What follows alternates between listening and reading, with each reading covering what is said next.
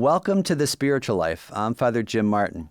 On this podcast, we reflect on how people experience God in their prayer and in their daily lives. And I'm joined by my superb producer. I know I keep giving you a new adjective, Maggie Van Dorn. Maggie, good to be with you. Thanks, Jim. I like all the new adjectives. It's good to be with you. And I'm so excited for what our guests are about to hear. This week, we have an incredible guest ahead of us, and her stories alone, I think, are going to rock your world. Who are we speaking with? We are speaking to Mary Karr. Mary Karr is an award-winning poet and the author of New York Times bestselling memoirs, The Liars Club, Cherry, and Lit, as well as The Art of Memoir and 5 poetry collections, most recently Tropic of Squalor. Mary Karr was born in Groves, Texas, and her work explores themes of family, addiction, faith, and personal transformation. She regularly contributes to The New Yorker, The Atlantic, and Poetry Magazine, and is the Peck Professor of Literature at Syracuse University. We would also be remiss if we didn't acknowledge at the jump that you are Mary Karr's spiritual director. That's right. I am Mary Karr's spiritual director, and it's a little unusual to be interviewing one of your directees, as they're called, but I'm not going to divulge anything that she has said in direction, obviously.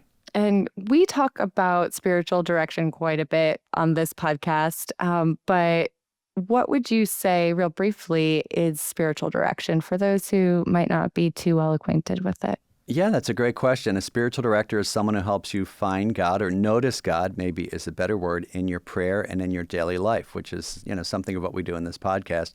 So the director really helps to point you to places where God is and really listens to you talk about your prayer and your daily life. But it's a confidential practice. And so that's one reason I'm not going to divulge anything. Right. But she certainly divulges many great Yes. accounts of God's presence in her life. The other thing that you both talk about are the spiritual exercises.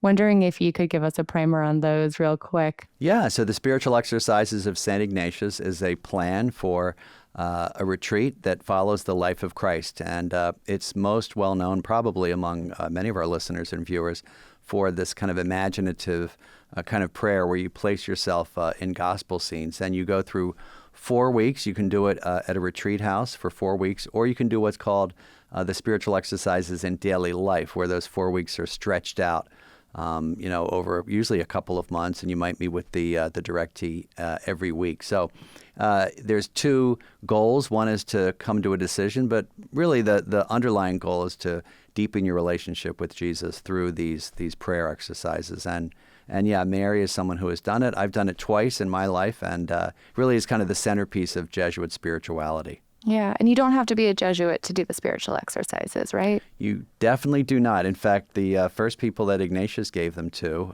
we talk about giving the exercises, were lay people. And so many, many lay people do it. It's quite a investment of time. And, you can also do an 8-day retreat where you go through kind of essentially a modified version of the exercises. But it's really worth it. And I think it's something like a marathon. You don't want to just start off doing that. You have to sort of do some, sprints before that. But I think it's really worthwhile. And if people want to do the spiritual exercises in daily life, there's lots of directors who will do it. There's a really wonderful book by Kevin O'Brien about the spiritual exercises. Actually, he's done 2. And so, just kind of look it up and see what you think. Yeah, lots of resources out there. Mm-hmm. Many. Well, Jim, you are also an incredible resource, especially to our audience. So I have a question, an audience question from Michael. And Michael asks, as a sinner who makes selfish choices, I always feel so keenly unworthy. How do I break free of this? Well, thanks, Michael. That's a great question. And as I see it, it's really 2 questions. The first is, how do I break free of making selfish choices? The second is, how do I break free of feeling unworthy? The first part is tough, right? Because we're all human and we tend to be selfish. I think one way of doing that is by noticing, first of all, that you are making selfish choices when you do make selfish choices. And again, we all do. And then reminding yourself that you have a choice, right? You have a choice between being charitable and loving and open and generous and being self-centered and, kind of maybe tight-fisted and ungenerous and maybe crabby a little bit. I get crabby myself too. and to say we always have a choice. So, some days you're having a rotten day, right? And you have a choice. Do you pass it on to somebody else? You pass on that misery, or are you trying to be generous and charitable? The second part of that question, the second way of interpreting it, is how do I break free of the feeling so unworthy?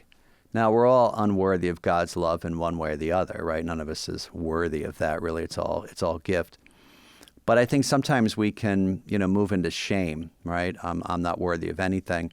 One of my spiritual directors once, Michael, said to me, shame is I am a bad person, whereas guilt is I did a bad thing. And so it's important to distinguish between doing a bad thing and just being this kind of horrible person that is unworthy of God's love, in any way. Part of that is reminding yourself of God's mercy, right? Look at some of the parables that Jesus tells, the parable of the prodigal son, who really doesn't deserve the Father's forgiveness, right, in Luke's gospel, but he gets it anyway. And so to remember that God is always freely giving us God's grace and God's mercy. So sometimes we think, well, how can God be that merciful? Well, God's mercy is a lot more than our mercy, right? Thomas Merton described God as mercy within mercy within mercy. And so just remember that merciful God is there, and that sometimes can help you break free of that feeling unworthy. Yeah, and Mary Karr answers this question really beautifully as well. And I know she identifies as a black belt sinner. So she can definitely resonate with the experience of feeling selfish or unworthy from time to time. But she's also a really great model, I think, of someone who has become totally dependent on the mercy and love of God. So stay tuned for Mary Karr's answer. And if any of our listeners would like to ask Father Jim a question, you can write to us at thespirituallife@americanmedia.org. And now a word from our sponsor. Looking for a simple way to deepen your own spiritual life? Give Us This Day is a superb resource that helps Catholics stay rooted in both Scripture and prayer, wherever you are, no matter how busy you are. It features both reliable and relatable spiritual reflections, the daily readings, essays on the lives of the saints, and of course, prayers to accompany you throughout the day. I'm honored to be an editorial advisor, and I've been writing a monthly essay called Teach Us to Pray from the very beginning, and I use it every single day. It's a great resource. And here's a great offer right now. Listeners of The Spiritual Life can get 10% off their new print subscription, and I have to say, the booklets are beautiful. Just visit giveusthisday.org/spirituallife and join our community of Catholics praying together. Again, that's giveusthisday.org/spirituallife. And now, on to our conversation with our favorite black belt sinner, Mary Karr. Ready? Ready, steady, go. Okay. So, welcome, Mary Karr. Thanks, Father Jim. I'm so glad to be here with you guys. Thanks for having me. I'm here to show what a sinner looks like. Well, I think Maggie and I can do a good job of that, too. Yeah, we got that covered. Now, I think we should disclose something from the jump. Yes, full disclosure, I am Mary Karr's spiritual director, so probably breaking all sorts of boundaries. Do not turn me into the spiritual direction police. So I'm going to be asking questions that I know, the answer to. What's Mary's prayer life like? But it will certainly not divulge anything that has come up in our spiritual direction sessions. But you can. I mean, I'm not. As you know, my life's an open book. I will let you do that, though. Yeah. So wonderful to have you. So great to be here. How did you both meet? Well, I was a big fan of Father Jim, before I met him, and I had especially liked the Jesuit Guide to Almost Everything. I had done the spiritual exercises of St. Ignatius, they're what Jesuits do over 30 days and lay people can do over 30 weeks. So it's a certain kind of spirituality I'd taken instruction in twice before I met Jim. So I was already Harding Jesuit. And I moved to New York, and I was doing a charity event for Busted Halo, which was a young person's radio program at the time. And we had mutual friends at that church there on the west side near where you live. St. Paul the Apostle. St. Paul the Apostle. And I fangirled when I met him. I think I must have rushed up like people do when they see Mick Jagger. Well, I remember because I was such a fan of yours, and I thought, wow, Mary Karr is coming up to see me. That's pretty great. Really? Yeah, I'm sure. Yeah, I knew you and respected you, and I thought, wow, I'm pretty I'm pretty humbled. Again, I felt like the visitation. Who am I that Mary Karr should come and see me? Yeah, not exactly. Well, but let me ask you a question. So, since you brought it up, talk about the experience of doing the spiritual exercises. So, you described it to our listeners as essentially entering into the life of Christ imaginatively, and the spiritual exercises in daily life is how people do it outside a retreat house, and you sort of go through the life of Christ and you imagine yourself in the scene. What was that like for you? Well, I've got to say, I had just converted to Catholicism, and I've said it before that I didn't grow up Catholic. I grew up, everybody was agnostic, and I was so not Catholic. I was so not Christian in the Bible Belt in East Texas that when I was a little girl, I thought everybody was kidding. About belief. Oh. And then I got big enough to start sleeping over at people's houses, and I realized people were praying on the sides of their beds. So it was, to say I was agnostic is like, I was really a pagan. I wasn't a pagan, I was a savage. I was completely outside the ken. So I had become Catholic. Really, my son had led me to want to go to church. He said, I want to go to church. And I said, why? And he said, I want to see if God's there. Such a great question. And he was about 7. I was divorced from his dad who'd moved away. And it was kind of the only sentence he could have said that would have got me to get up and start calling people. But I never dreamed I would become Catholic. I had no intention.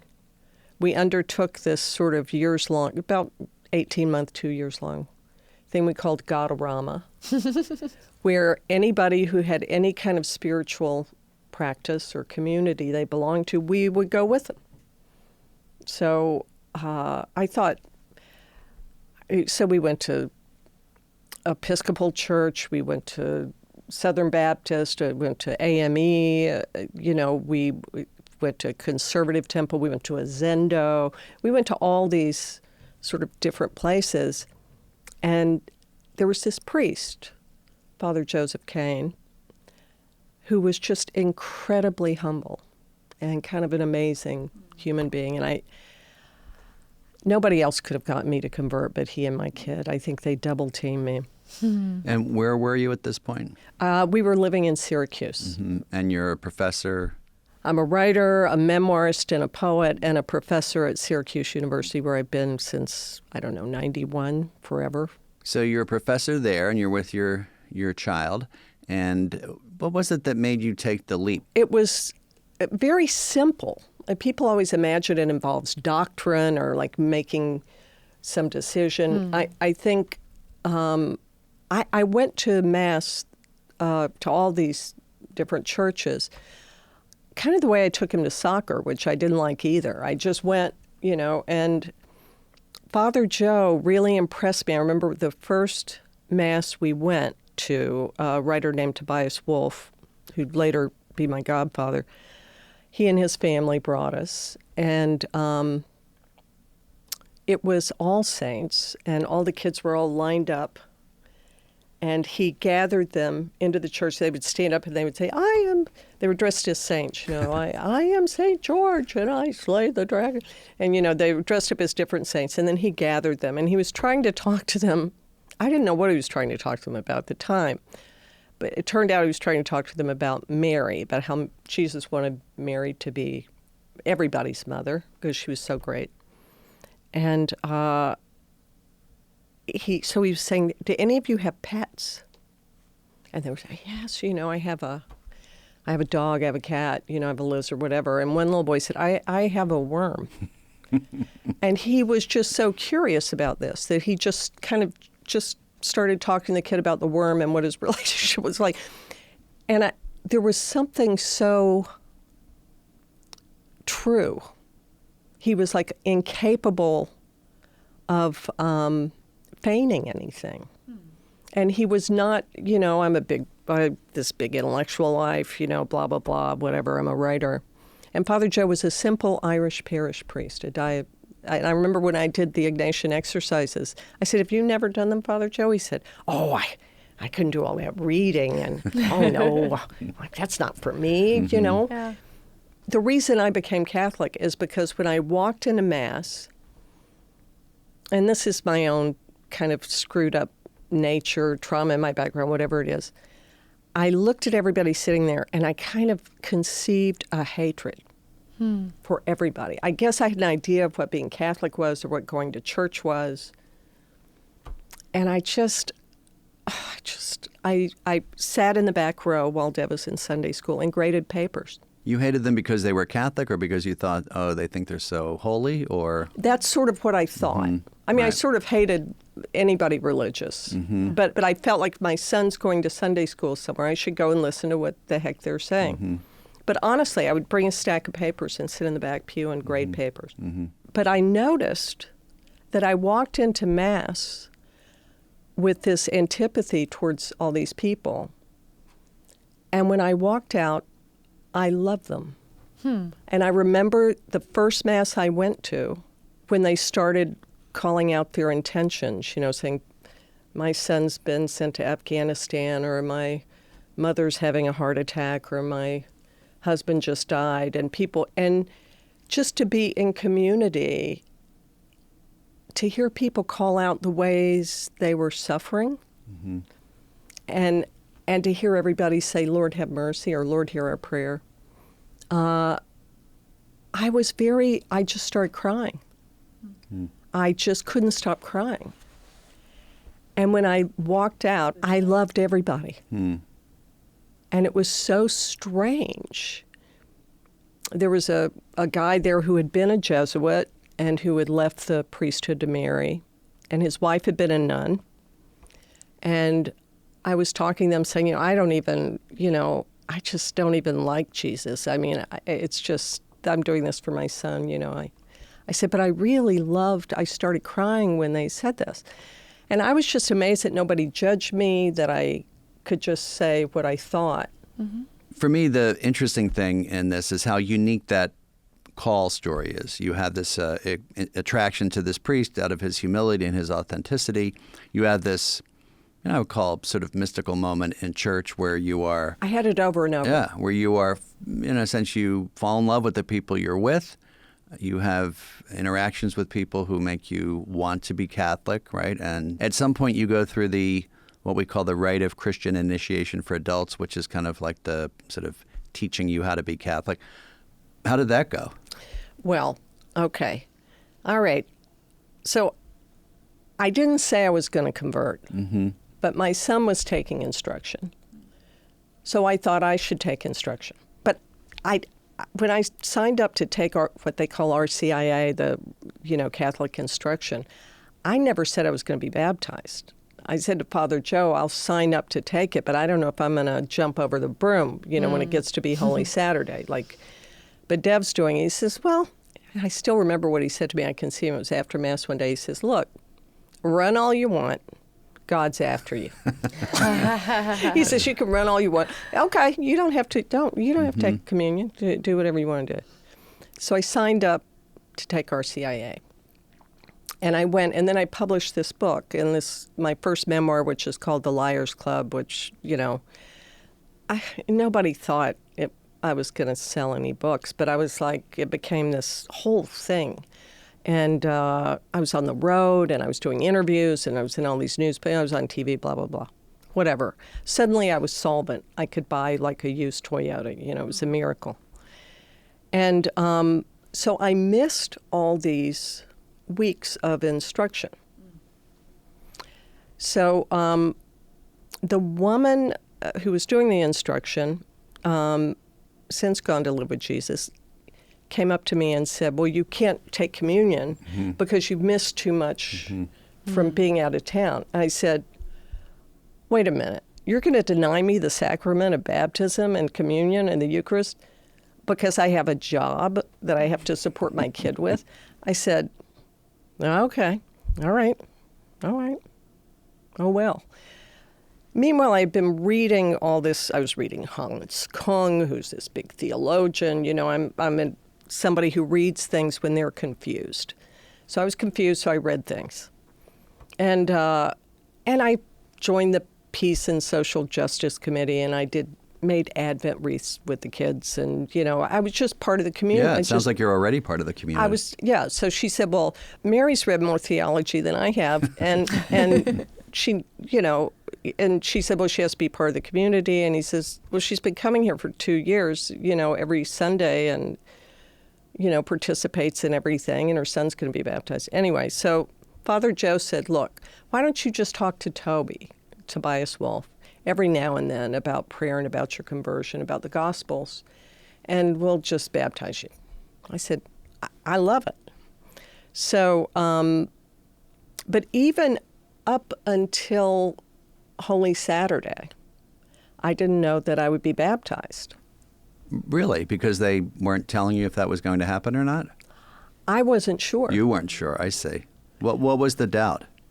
Well, really a lot of stuff having to do with doctrine and hierarchy and, nothing that, what people imagine about the Catholic Church or about maybe any church, because I had no experience with any other church, so what do I know?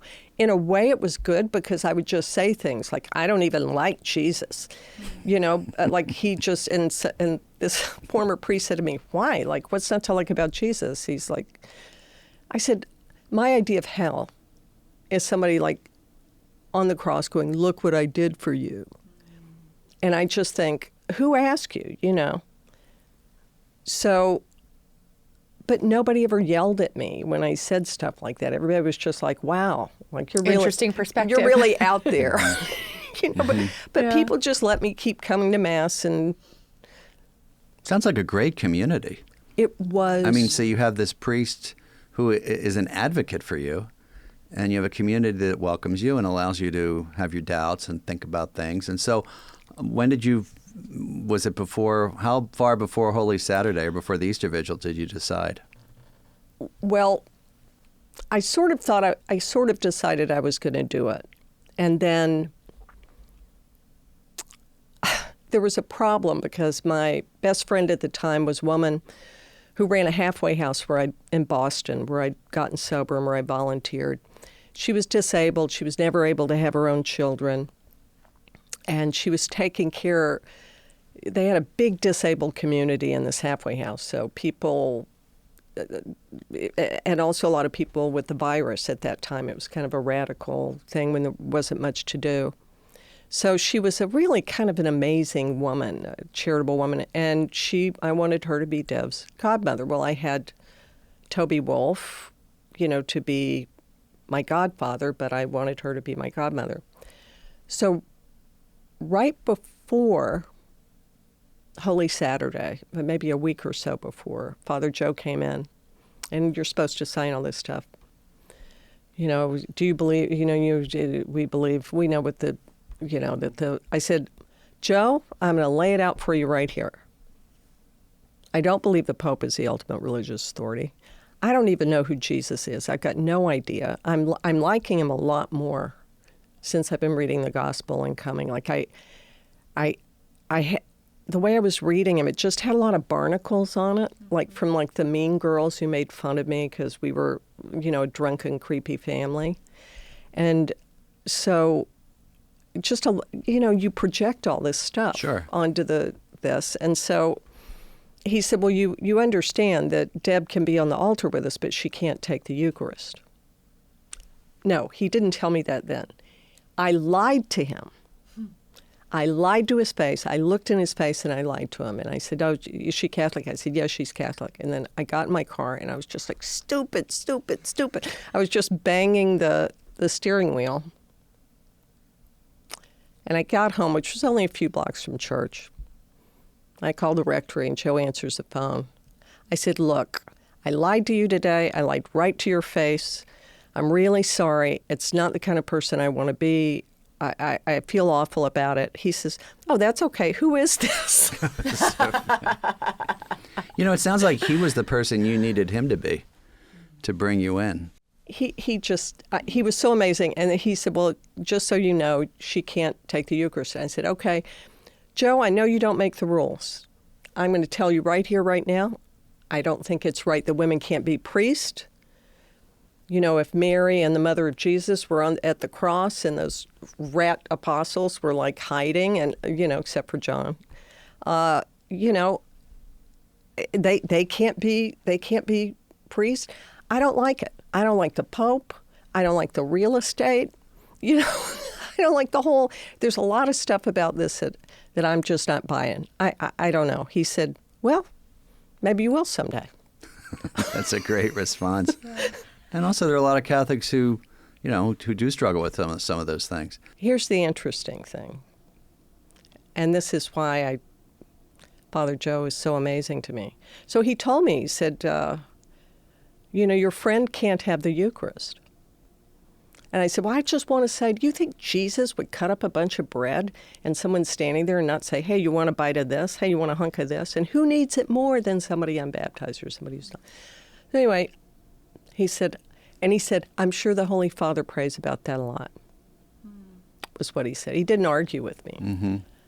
So on the altar, he offered Deb the Eucharist, and she refused. But I thought he had forgotten the big fight we had. I thought he just didn't remember she wasn't Catholic. But knowing him as I knew him until he died, I don't think that's the case. I think he had a moment of what we call informed conscience, where the Holy Spirit guided him in the moment to act against doctrine, something I never saw him do. Mm. So a very welcoming priest. Yes. How has your life changed since becoming Catholic? Oh, my goodness. I'm rich. I'm good looking. That's right. That's right. I've got to say, transactional. I prayed for money, but again, never did it come. Never did it come. But the $35,000, but that's when I needed it the most. My kid was a baby. As Deb said that night, where I said, well, did you feel like God was there? He said, of course God was there. And we're in this big family. And as a single mother, it was so gratifying to hear that. And then my friend John got me to do these spiritual exercises, which, as Jim has described them, it's a bunch of different methods of prayer, like ways of praying, as you guys know.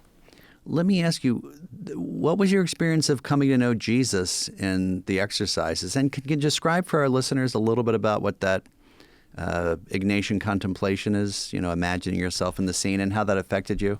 Well, first off, one of the main methods of prayer is this imaginative prayer, where you ask the Holy Spirit to put you in the scene of whatever gospel you're studying. You read through the course of Jesus' life chronologically each week, and then so you're getting to know him from the Annunciation through the resurrection, and et cetera, et cetera. So I had a really hard time imagining anything. And I had a wonderful, I had Father Joe Neville, another great Jesuit priest, but I also had a wonderful Franciscan nun named Sister Maurice, who, as she said, she had a disordered attachment to Oreos. She kept a Jesuit. She kept a big sleeve of Oreos, and when you would go in and have spiritual direction with you, you'd always eat a couple of Oreos while you were sitting there. And Sister Maurice really was patient with me, and I know a priest who has a great line where somebody said, "But Father, I'm not very imaginative." I don't know if you want to say what you said to her. Yeah, so a sister came to me on retreat, and she said more or less the same thing, that I have no imagination. And, I've heard that a lot on retreats, so I can't do this imaginative prayer. And I remember that this was just an inspiration from the Holy Spirit. And I thought, I said, you must have an imagination. And she said, I don't know if I've told you this part, no, my spiritual director told me I didn't have an imagination, right? And that I should not bother or try to pray in that way, which I thought was very kind of limiting. And, this was, religious to a religious, so I felt kind of comfortable saying this. I said, Sister, you have no imagination. She said, no, I have none. And I said, have you ever once had a sexual fantasy in your entire life? And she threw her head back and started to laugh. Laugh and laugh and laugh. It was this great release. And I said, I guess you do have an imagination. And I said, now go out and sit on the bench out there and just talk to Jesus. Imagine yourself next to Jesus, talking with him. And she came back and she said, we made up for a lot of lost time. It was really powerful. So, but how did you deal with this lack of imagination, so-called? Well, first off, I realized that if I just let go and let the Holy Spirit put me in the scene, that I would be in the scene. But I didn't know. So like very early, like in the Nativity, I was one of the animals. And I had a little bin that I was eating out of, and like there's all this light, and everybody's making a big deal out of this stupid baby. And but it was also almost like feeling that thing I felt in Mass, that there was a sense, we all have these feelings all the time, you know, and one of the things, the practice of Ignatian spirituality, where, you know, in the evening, I usually do it late afternoon because I'm just such a lard butt. By the end of the night, I'm just exhausted. I'm just, ugh. But late afternoon, I look through the past 24 hours from like 4 or 5 in the afternoon to 4 or 5. And I try to see those places where God was present in my life. And I'm not a naturally very nice or grateful kind of person. You know, I'm really not. I just didn't grow up that way. I grew up kind of tough. And I just realized there were so many times in the day, these very small interactions, or just with conversation with somebody on the street or in a store, or, you know, so my son's grown, I'm a grandmother, I babysit, but I live by myself. And so many times in the course of my day, I'm very moved by the fact that I'm alive.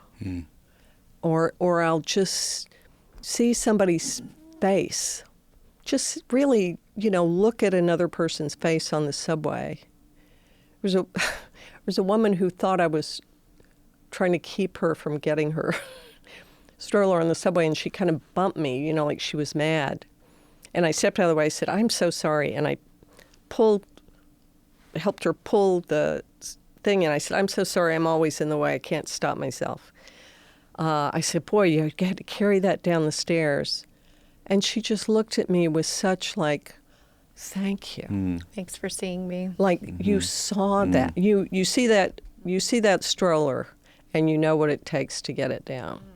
Well, and it's interesting. You're seeing her, and you're also seeing where God is present in your life in this end of the day, what we call the examination of conscience. But I do want to get back to the experience of the exercises and Jesus. You were talking about being in the nativity scene, and earlier you said I didn't much like Jesus. What can you describe the Jesus you met in the exercises? You know, first off, I mean, I never see it. Then the first time I did him, I never saw his face. At the very end, at the crucifixion, I saw his feet.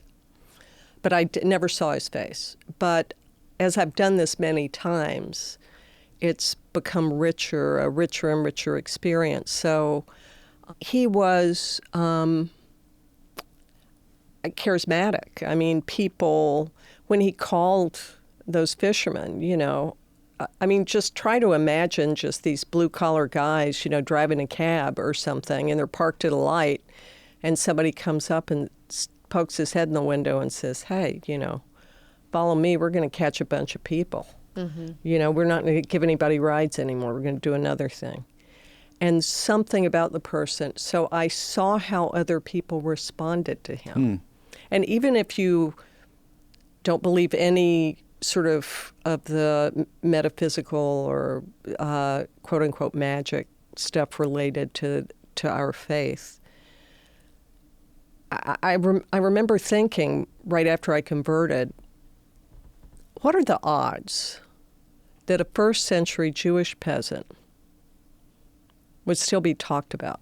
I mean, forget about all these other religions. They were a prince, or they were, you know, I mean, he's supposedly descended from the house of David, et cetera, et cetera. But what an odd person, and his humility and his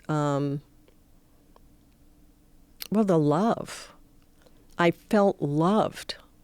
And I also had a really spooky magic experience. Let's hear it. Okay. I've written about this. I have a book about my conversion, all this called Lit, that sort of tells the whole story, my being a drunk and blah, blah, blah, and then becoming this crazy Catholic.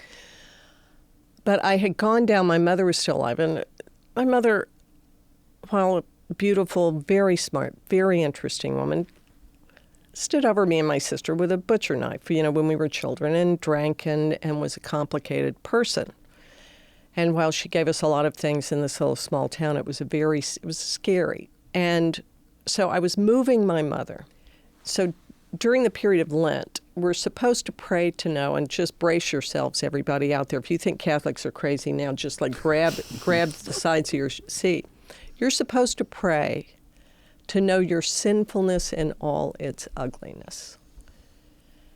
And my friend John, who had done the exercises before and was like a prayer guide who was like assisting in this, told me, he said, I had these really spooky experiences. So I'd flown down from New York, and Sister Maurice had given me these three prayers to pray. It was during Lent, and I'm praying every day to know my sinfulness and all its ugliness. And I am cleaning out the house I grew up in. And my sister had moved my mother into an apartment in Houston, so I'm down in our hometown by myself cleaning out this house. These friends of mine came from to help me, and, it was amazing that I was able to get it done. Anyway, so I'm feeling very pious about what a great person I am for doing this. But I had left my Bible on the airplane. So I get to my mother's house, and my mother, by this time, she's been sober 12, 13 years. She's almost 80 years old. She's not long for this world. And I come in, and she is like the angel of death. I mean, she's like the mother who's terrified me when I was a child. She ran at me and said, you and your sister have raped me. You have torn me out of my only home, and you've dragged me to this godforsaken place. And she's screaming and yelling. And I turn and I just say the worst possible things. I just say, you could talk to me like that when I was a child, and I didn't have any car keys. I didn't have any credit cards. But you know why you didn't paint any pictures? Because you didn't want to be a painter. Because you didn't have the guts to do it. And you're trying to punish me and Lisa for what you didn't, how you're disappointed in your... Anyway, I just went at her. Mm-hmm. And she was crying. This little bent over, just moved to her, little white-haired... You want to see your sinfulness and all its ugliness? I'm tearing up now as I talk about it. It was not pretty. But I was like, wow, careful what you pray for. Well, I'm tearing up too. I mean, that's quite a story. I mean, as you describe it, and it is, we do get those great. That is, in a sense, I mean, obviously not what you were saying. It's my sinfulness, but it's the recognition of your own sinfulness is a grace, and that is something we pray for. It's during the first week of the spiritual exercises, and that leads to, just so people, understand the progress. It does lead to a sense of yourself as a sinner, but also someone who's loved because God loves you anyway. The interesting thing that happened was that after that, I had this horrible series of, I used to wake up screaming for most of my childhood, and usually a couple times a week. And anyway, I went to therapy, I got sober, a lot of good things. Maybe it happens if I'm exhausted, I'm traveling, I wake up screaming in a hotel room or something. I'm in a new place. But it's not a common thing. I've been healed a lot. So I had this night terror where I sat up and I looked at the headboard. And where we grew up, there were a lot of snakes, water moccasins, rattlesnakes, East Texas, swamp.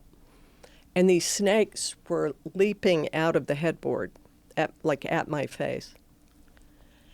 So I got up and I didn't have my Bible. I had these readings that I was supposed to do. So my mother's books are there. They're all boxed up. So I look around And I find her childhood Bible. She's born in 1922. And I go to the first reading, and I look, and it's marked in blue chalk. Very first reading is marked in blue chalk. I thought, wow, that's a coincidence. And then I go to the second reading, which happened to be Psalm 51, the hanging psalm. Cleanse me with hyssop, wash me, and I will be whiter than snow, take away my old heart and give me a new heart. It was one of my favorite psalms. And and that was marked in blue chalk. There was one other reading from Paul that I'd been given. It wasn't marked in blue chalk. But there was nothing else marked in the Bible. Wow.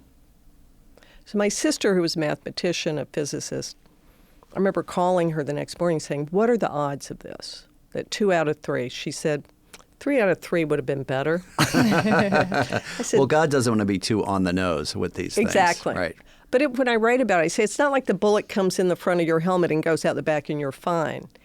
But I'd apologized to my mother before I'd gone to bed the night before I got up in the morning. I brought her breakfast, and I brought her this Bible and showed her my readings. She said, I knew we were supposed to be together all along. That's so beautiful. What a beautiful story. I know. Well, and look, sometimes God, as I think I've said to you in directions, sometimes God hits us over the head with a 2x4. Sometimes God is very subtle, and you have to look carefully, and but sometimes it's just really obvious. And I think that, there are those moments that we have to treasure. I mean, I think, for people who are listening, sometimes people think, oh, that didn't happen to me, right? And which is true. Those kinds of aha moments or 2x4 moments don't happen all the time. But when they do, it's important to pay attention to them. What Sister Maurice told me was to write them down. Because when you get, there's this idea of balance and sacred indifference or being detached. It kind of lines up with some Buddhist and Taoist kinds of things about. So when you're in a state of consolation, you remember desolation. When you're in a state of desolation, you remember consolation. And so I write them down. But I want to underline something you said, which I think is super important, which is that when we have these moments of what Ignatius calls consolation, which is a sense of God's presence very near, we store them up like a squirrel stores up nuts for winter for those moments of desolation. Because really those kind of ups and downs and those dry periods and those sort of rich periods, it's very common. That's everybody's life. You've seen me. I mean, I had a really hard day yesterday. I mean, I wouldn't have called it. I mean, I had a desolate evening. I've got to say desolate. A friend of mine FaceTimed me in the middle of it and said, what's the matter? And I just said, oh, I'm fine. I'll talk to you tomorrow, whatever. But it's the whole range of human experience, right? If you, I always love, I think it's Brene Brown who has a thing like if you're never scared, you can't be brave. Well, let me ask you, so with the benefit of your Catholicism and your multiple times doing the spiritual exercises and knowing God, what is the place of sin in your life, and how do you deal with it? What do you mean place of sin? Meaning like when you feel tempted, or when you feel tempted, what do you do to resist that? And also when you've done it, you told that story about your mom, which is really beautiful. We all do, we're all sinful. When you sin, what's your response to it? Well, I've got to say, getting sober, there are places you can, any idiot who has a problem with drugs or alcohol can go to any church basement, and there are people who will pick you up and tote you and carry you, and you don't have to believe anything. So I had a habit from that of you're supposed to make amends if you are crummy to somebody. Every year, I pray to be less judgmental. And in fact, every year I am less judgmental, but I am still, it's a good thing I don't have lightning bolts I can throw. Because, also I have a sharp tongue. I always say the Catholic Church worries so much about the area between my knees and my waist. And that's not really where I do the worst things. Well, let me ask you something that I'm sure listeners are wondering. How do you become less judgmental, or what enabled you to become less judgmental? A lot of prayer. If I really resent somebody, like I do now, I pray for them. I try to imagine their face, and I try to soften my heart, and I pray for them. And interestingly, how I feel about the person changes. It doesn't mean that I become their best friend or anything. It's often they're people I don't want to be friends with. I always try to see my part in it. Well, also what I love about that experience, in a sense, you're seeing them the way God sees them. And I remember a Jesuit told me years ago, for people that you're angry with, pray to see this person as God sees them. But it's also, I am the recipient of that largesse when I sin. That I do feel loved by God. I feel like when I was a little girl, I felt like I should have been an abortion. I mean, that's not, I tried to kill myself when I was about, 7. And a lot of bad things going on. Nothing, plenty of people have way worse, but I was just a very sensitive kid. And I feel like if the anger and the judgment was good for me, but I look at myself through the same eye I look at other people. Sure. If you're hard on yourself. If you're hard on yourself, you're hard on everybody else. I think you've been offering this very vivid, intimate portrait of what sin can feel like and what it can do to us. And yet I know that there's going to be people listening for whom the term sin has gone out of fashion, right? Or they'll bristle because it feels like a religious institution condemning or judging. Yeah, it's like the mean assistant principal hitting you with a ruler. Yeah. And what I was told, that it's not breaking a rule, but it's turning away from grace. It's turning away from a place of peace and love. Yeah, and I agree. And I think that when we hear ourselves described as sinners, we have to remember the love sinners part. And it does, you're right, Maggie. It feels very, you're sinful, you're sinners in the hands of an angry God, that Jonathan Edwards Very thing. puritanical, yeah. But really, it means we're all human. We fail. We make mistakes. I do selfish things. I snap at people. I'm prideful. So it's really a kind of realistic look at ourselves, right? It's realistic. And I know that word has a lot of baggage. And it is. It's a turning away from God's invitation to be good and be loving and be charitable.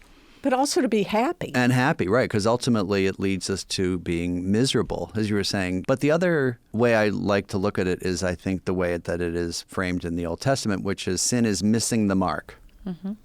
Right? So we have in a sense, like a bullseye. I know, but that makes me crazy, too. Why? I just, it's just hard enough that you got to get it right in the right spot. No, I guess you know what I mean? Yeah, I guess what I meant, it's more like it's an acknowledgement that we're trying to do our best. We miss the mark a little bit. But we're not often. No, I mean, for true. me. Well, I think I'm trying to do my best. You're trying to do your best. I mean, if you're really seriously turning away from God and saying, the heck with this. But I think most people are trying to be good. And No. Of course they are. Yeah. And I think I just, I have a Pilates teacher I always call Pilates Jesus because they're a non-binary person. And they kind of look like Jesus, and Pilates Jesus talked to me about just softness, that the way I grew up, and I have a big warrior, I'm spring-loaded on a lot of this stuff. And so for me, the softer I can be, it gives me space between the urge and the action, or between the urge and the speech. And that softness, or that sense of, a lot of my prayer in the morning is just being held by God. I didn't tell you about my big spiritual experience. Let's hear it. I got invited to the Vatican. Did I tell you? You didn't know this? No. I was at the Vatican a couple times for work-related things, if you can believe that, and with some friends. And then, I got invited because they had a bunch of poets there at the Vatican, but they weren't all Catholic poets. They were all different kinds of people. There's this wonderful poet there, Hugo Mujica, born in Cuba, became a Trappist and was a Trappist, is now a diocesan priest in Brazil. Anyway, great poet, wonderful human being. Him and this guy from Israel, a poet named Amir Oz, we were like best friends. Anyway, so we go to Assisi, we go to there's that church in Rome where Francis used to stay. Have you ever been in that little chapel? I'm not sure which one you're talking about. There's a church in Rome where we gave this big poetry reading. It was just all these people. We read our silly poems. And then they took the poets and they took us up to this room where St. Francis used to sleep. And it was like a stone, it was like an attic, just carved out of brick. And there was a hole, like you would slide a corpse in, like it was like in the morgue where you put that's where he used to sleep. But anyway, everybody was just sort of standing there. I was like, yeah, whatever, I'm tired, I want to go home. And the priest who was telling us about the room and the history of the room looked at me, not to anybody else, and said, do you want to touch where he used to sleep? And there was had this grate over it. And I said, yes, I do. And I went over and I touched it. And it was something shocking happened to me, like I've never had happen to me.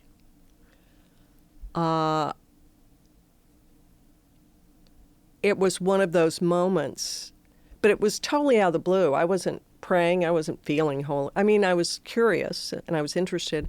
And I turn around and I look at Mojica and I've got tears coming down my face. And he said, did you feel that? Wow. Now you said So what something did you happened. feel? Yeah. What happened to you?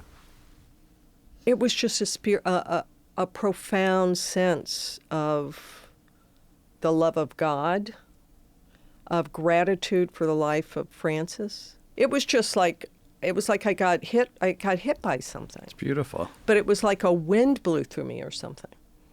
And it was so weird that it scared me.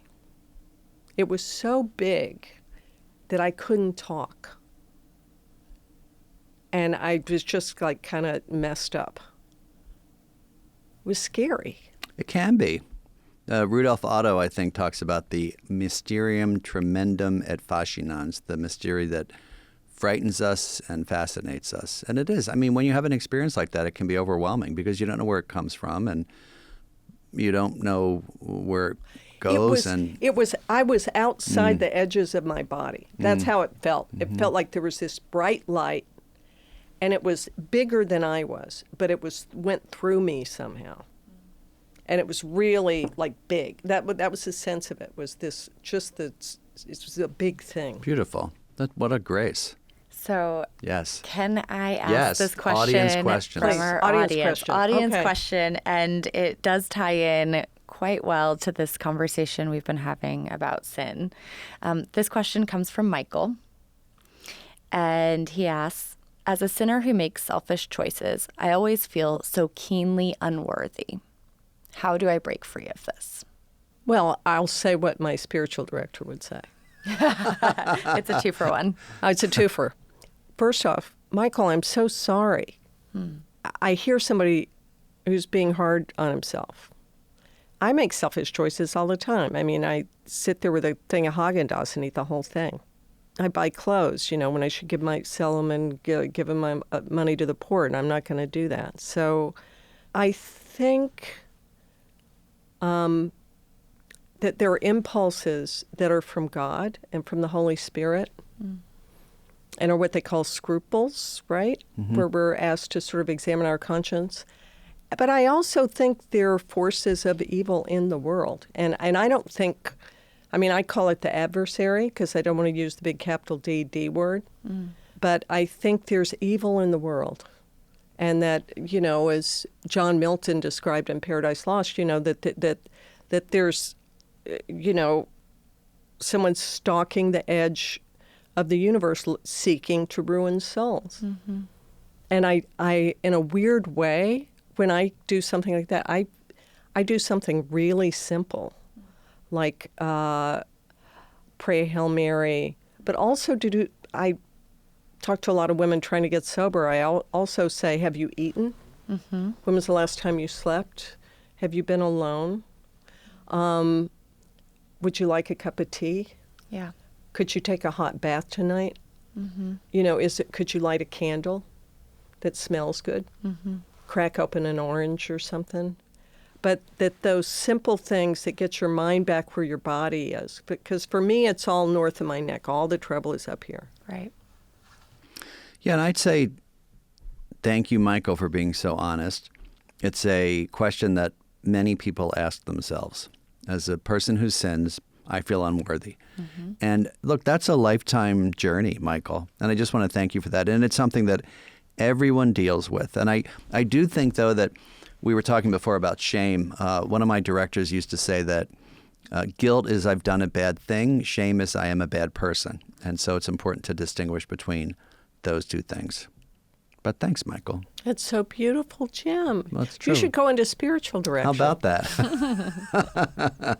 So, Mary Karr, thank you so much for sharing so much of your life, your prayer, and, really those beautiful spiritual experiences that are so personal and so unique and really so revelatory of how much God loves you. So thanks so much. Thank you, guys. Thank you, guys, for having me here. And thanks, Jim. And if any of you out there are worried about the state of my soul, please write to Father James Martin. and complain. All right. Thank you, Mary. All right. God bless y'all.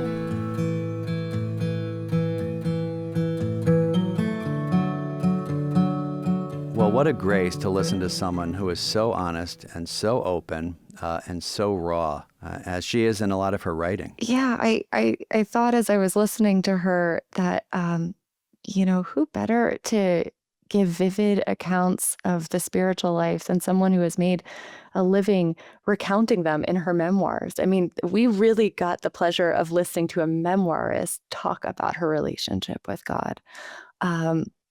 And also the number of mystical experiences that Mary recounted, it was staggering, and yet I felt myself relating to them. Like they were happening in Mass, they were happening in her everyday life. And so I think this kind of begs the question, what is a mystical experience? Yeah, that's a great question. I'm really glad you brought that up because I think sometimes we think that, only someone like Mary Karr or some, saint can have experiences like that. But there was an author named Ruth Burroughs who talked about everyday mystical experiences. She has a book called Guidelines for Mystical Prayer, and her insight was that really everyone has these things, but as I think I've said before, not everyone is encouraged to talk about them. So really a mystical experience is where you really feel, in a sense, overwhelmed by the presence or by the love of God in a way that goes beyond all words and all understanding. Or you have an experience that really defies description and it's hard to put into words. Something like what Mary was talking about with her experience of the Mass, right? Hating everyone and then suddenly loving them.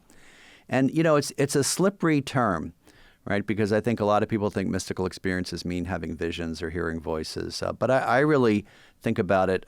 Someone described it once as being like a vase or a vase and, having the water just kind of rise and just sort of being overflowing, right? Overflowing with love. So I think they are few and far between. I don't think people have mystical experiences every day. I mean, maybe some mystics do. But I think there are times when we really feel overwhelmed by God's love in a way that we can't explain. That's how I would try to explain a mystical experience. And what should somebody do if they have that experience, be it subtle or grand?